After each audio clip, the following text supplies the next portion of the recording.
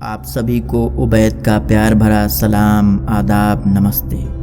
شہریار کی مشہور غزل سینے میں جلن آنکھوں میں طوفان سا کیوں ہے پیش خدمت ہے۔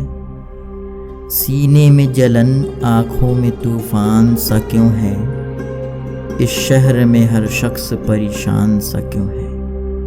دل ہے تو دھڑکنے کا بہانہ کوئی ڈھونڈے، پتھر کی طرح بے حس و بے جان سا کیوں ہے۔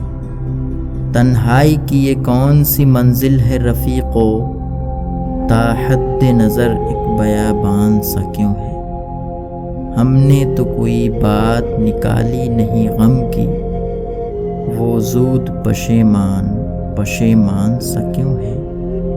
کیا کوئی نئی بات نظر آتی ہے ہم میں، آئینہ ہمیں دیکھ کے حیران سا کیوں ہے۔